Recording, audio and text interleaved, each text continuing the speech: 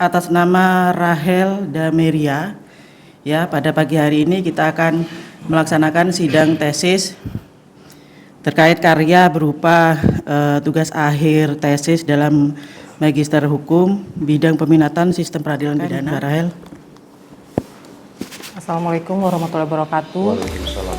Selamat pagi, salam sejahtera bagi kita. Mohon izin saya di sini berdiri untuk memaparkan mengenai hasil penelitian saya yang berjudul Politik Hukum Pengaturan Pemberian Ganti Rugi dalam Upaya Diversi menurut Undang-Undang Nomor 11 Tahun 2012 tentang Sistem Peradilan Pidana Anak. Anak itu merupakan generasi penerus cita-cita perjuangan bangsa dalam rangka mewujudkan sumber daya manusia yang berkualitas. Memerlukan pembinaan secara terus-menerus demi kelangsungan hidup, pertumbuhan, perkembangan fisik maupun mental dan sosial, serta perlindungan dari segala kemungkinan yang akan membahayakan masa depan mereka, sehingga anak merupakan insan yang sangat membutuhkan perlindungan. Kemudian dalam penanganan perkara anak ini, para pembuat undang-undang membuat Undang-Undang Nomor 11 Tahun 2012 tentang Sistem Peradilan Pidana Anak, yang di dalamnya diatur dan dikenal istilah mengenai diversi. Diversi yaitu pengalihan penyelesaian perkara anak dari proses peradilan pidana ke proses di luar peradilan pidana yang mengutamakan keadilan restoratif, yaitu pemulihan kembali pada keadaan semula dan bukan pembalasan. Intinya yaitu pengembalian kerugian korban sebagaimana sedia kala. Rumusan masalah yang saya ambil ada dua, yaitu yang pertama, bagaimana hambatan pelaksanaan ganti rugi dalam upaya diversi menurut Undang-Undang Nomor 11 Tahun 2012 tentang Sistem Peradilan Pidana Anak.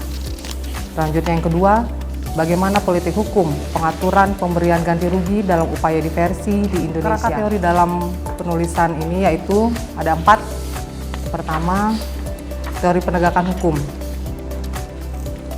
yang menurut ahli Surjono Sukanto adalah kegiatan menyerasikan hubungan nilai-nilai yang terjabarkan dalam kaidah-kaidah mantap dan sikap tindak sebagai rangkaian penjabaran nilai tahap akhir untuk menciptakan, memelihara, dan mempertahankan kedamaian pergaulan hidup. 2. Teori pertanggungjawaban pidana. Secara umum menjurus kepada pemidanaan pelaku dengan maksud untuk menentukan seorang terdakwa atau tersangka dapat dipertanggungjawabkan atas suatu tindak pidana yang terjadi atau tidak. 3. Teori sistem peradilan anak berdasarkan pasal 1 ke 1 Undang-Undang Sistem Peradilan Pidana Anak, yaitu keseluruhan proses penyelesaian perkara anak yang berhadapan dengan hukum, mulai dari tahap penyelidikan sampai dengan tahap pembimbingan setelah menjalani pidana.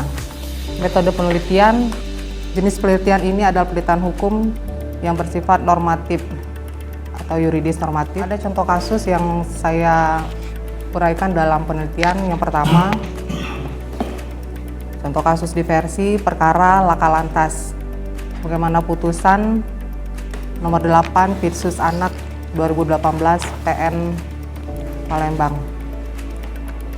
Dengan kronologis bahwa ada anak SR mengemudikan kendaraan bermotor dan terjadi kecelakaan lalu lintas yang mengakibatkan korban meninggal dunia.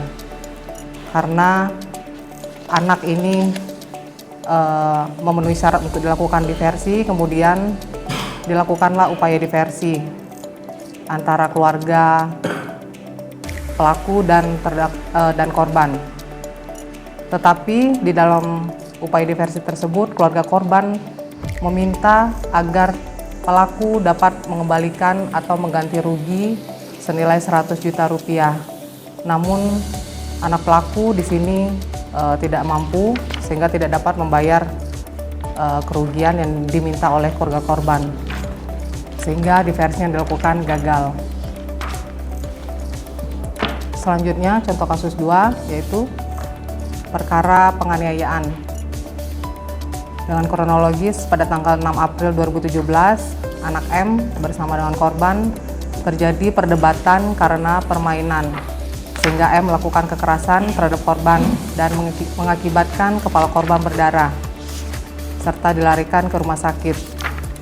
Selanjutnya dilakukan upaya diversi antara keluarga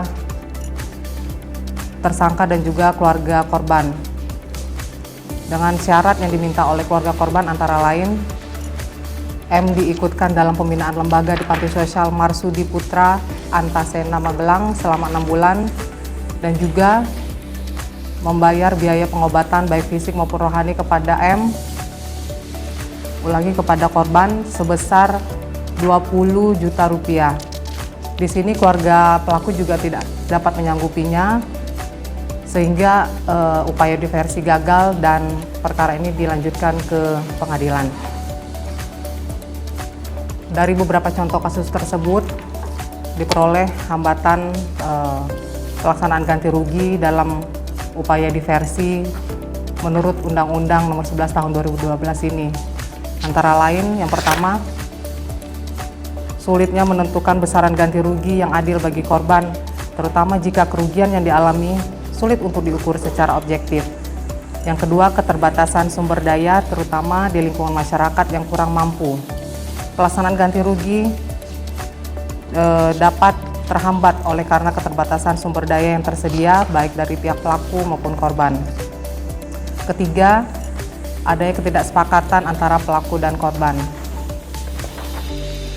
4. Kesulitan pelaksanaan ganti rugi sesuai kesepakatan karena tidak mampuan pelaku memberi ganti rugi atau tidak ada mekanisme yang efektif untuk menegakkan pelaksanaan kesepakatan tersebut.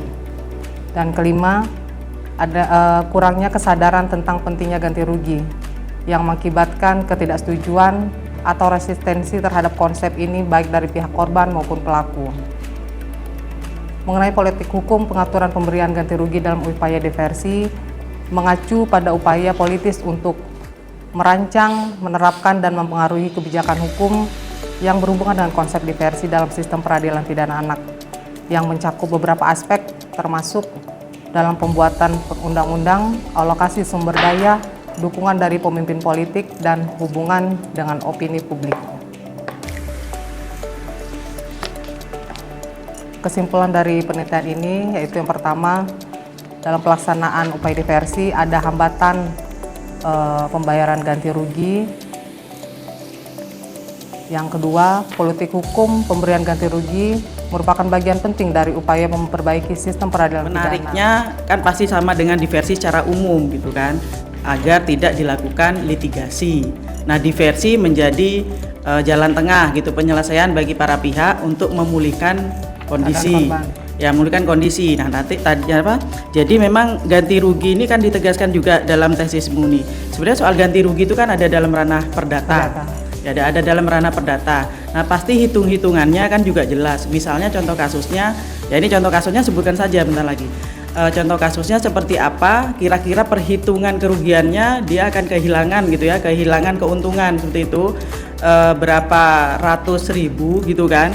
Nah, kemudian permintaan dari korban ataupun pelaku gitu, itu disepakati gitu ya, disepakati nilai pengembalian ganti kerugiannya berapa. Nah, itu kan harus ada hitung-hitungan dan dasar hukumnya, apakah ada minimal ataupun maksimalnya.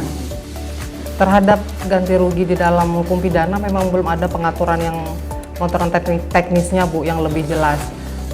Dan ini juga tentang ganti rugi ini ada ketertinggalan perkembangan hukum sebenarnya Bu dibanding restitusi.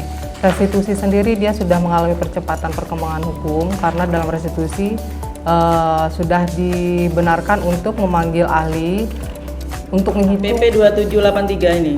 Di sini pengaturan tentang jumlah pembayaran ganti kerugian. ya. Umum tapi ya? Ya umum ini Bu. Ini belum diatur secara teknis Bu karena ini masih umum Bu. Sekarang diulangi aja contoh kasus yang tadi dipaparkan. Contoh kasusnya ini ada di mana, kemudian perhitungan ganti ruginya, mekanismenya seperti apa. Terus mereka menggunakan dasar hukum apa? Yang ini contoh kasus pertama Bu, itu ada di Kabupaten Purbalingga Bu. Jadi di sini SR ini anak Bu. Anak ini mengemudikan kendaraan bermotor, jadi ada tindak pidana lalu lintas di sini Bu. Tindak pidana laka lantas. Dan ini korbannya meninggal dunia. Korban meninggal dunia karena anak itu dalam Undang-Undang SPPA, Bu, syaratnya anak itu baru sekali melakukan tindak pidana, kemudian maksimum pidana dalam undang-undang yaitu 7 tahun. Nah, yang disangkakan di sini si anak ini Undang-Undang Lalu Lintas pasalnya 310 yang mengakibatkan korban meninggal dunia itu paling lama pidana 6 tahun. Sehingga masih dapat dilakukan dan memenuhi syarat untuk dilakukan diversi. Kemudian dilakukanlah upaya diversi.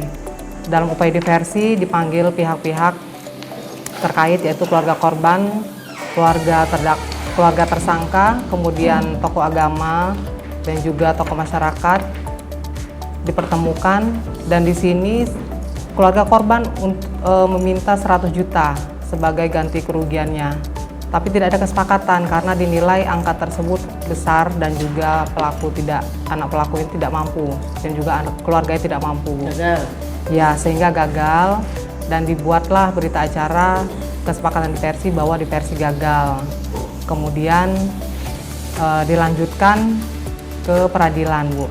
Perkaranya dilimpahkan ke Acara sidang tesis atas nama Rahel Dameria SH yang dilaksanakan Sabtu tanggal 10 bulan Agustus tahun 2024 pukul 8 sampai 10 WIB di ruang kuliah progresif Fakultas Hukum dengan hasil dinyatakan lulus.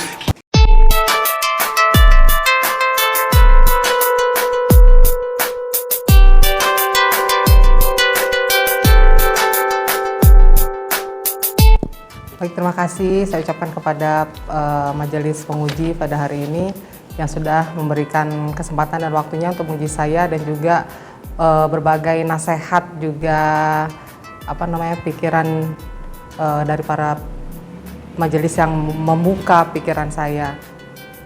Demikian saya ucapkan terima kasih kepada semuanya. Akhir kata, wassalamualaikum warahmatullahi wabarakatuh.